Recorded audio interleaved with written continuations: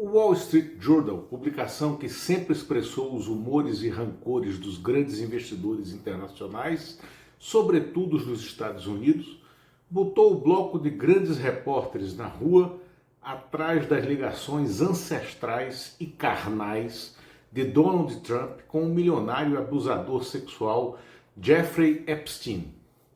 O The Washington Post, jornal que já foi a maior bússola da cobertura política do planeta, em específico do que ocorre na Casa Branca, publica artigos de opinião advertindo que Donald Trump está com a mira descalibrada na sua perseguição ao Brasil e que os tiros a esmo do presidente norte-americano fortalecem o presidente brasileiro, Mr. Lula da Silva.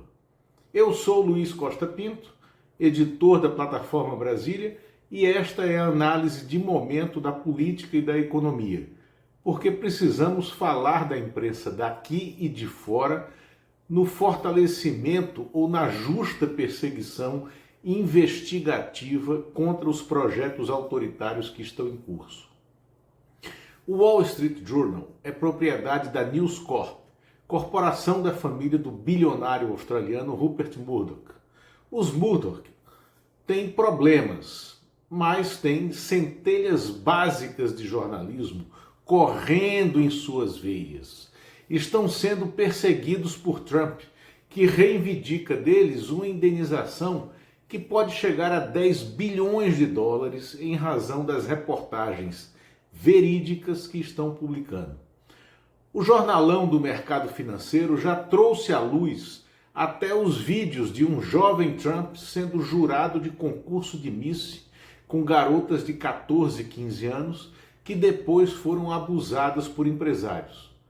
Revelou também o elo carnal de Trump com Epstein, num cartão de aniversário enviado pelo atual presidente norte-americano para o milionário abusador e explorador.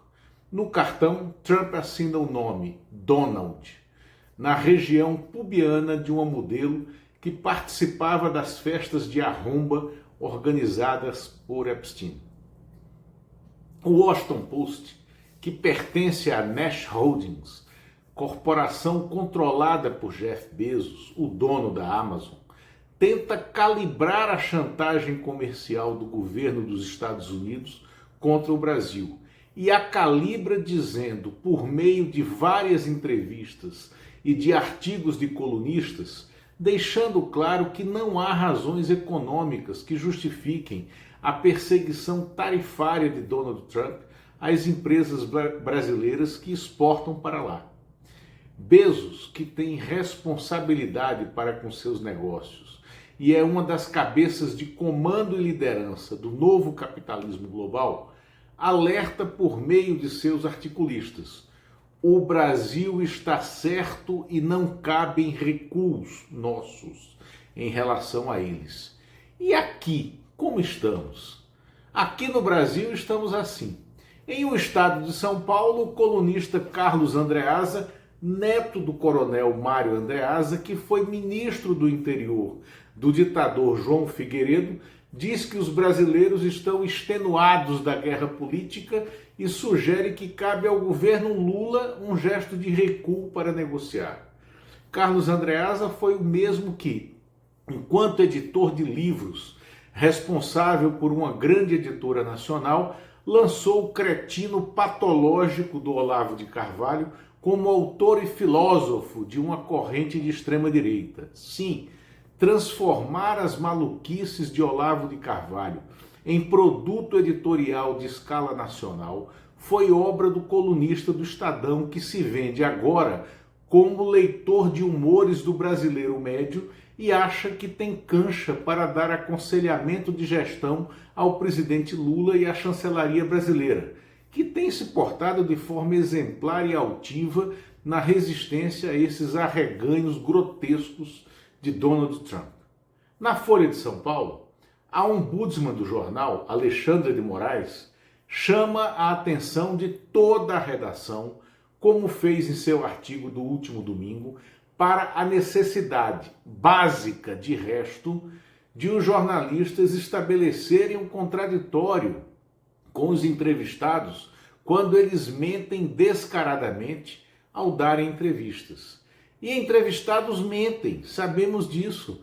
A disfarçatez e a falta de caráter ficaram patentes nos últimos anos com a ascensão do bolsonarismo tosco, do extremismo de direita nas redes, com a explosão de bispos e pastores à la Silas Malafaia, ou coaches do cretinismo, como Pablo Marçal, ou mesmo políticos como Jair Bolsonaro, Eduardo Bolsonaro, Flávio Bolsonaro, qualquer um dos Bolsonaro e seus jagunços do Congresso ou dos governos estaduais.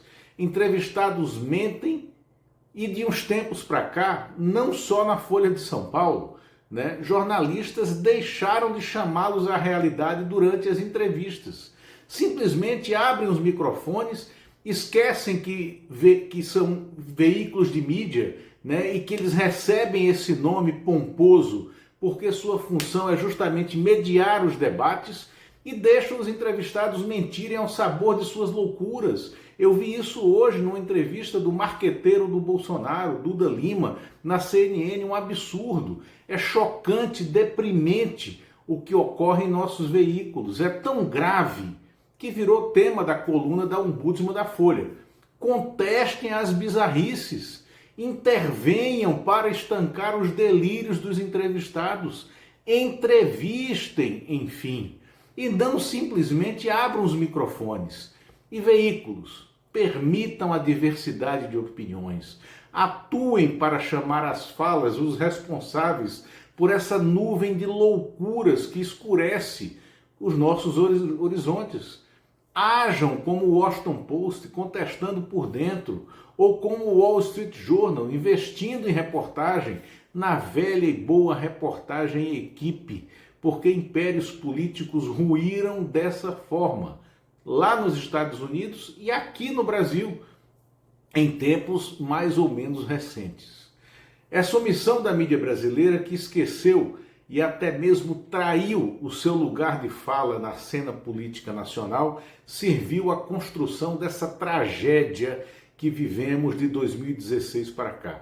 É necessário frear a canalice e o servilismo nas redações para voltarmos a uns tempos atrás, quando os jornalistas estavam imbuídos do espírito de quarto poder e contribuíam com a sociedade e até mesmo com os pais da pátria, ensinando-os a pensar, a encontrar saídas e a pôr na cadeia os responsáveis por barbáries. Donald Trump é um criminoso internacional, é um mentiroso compulsivo. Os Bolsonaro, todos do clã, são seus sócios e parceiros no cometimento de crimes. Isso tem de ser dito de forma clara, direta e objetiva por todos. Essa entrevista a qual me referi, do Duda Lima, é um absurdo. A CNN, ela está circulando por aí nas redes. Eu não coloco por filosofia, por princípio, eu não coloco porcaria nos meus canais, Não vou fazer link para elas, mas assistam, vale a pena e é um absurdo que os jornalistas não tenham feito as intervenções necessárias no meio dessa entrevista, entre aspas. Jornalistas, vocês precisam voltar a saber entrevistar. Obrigado.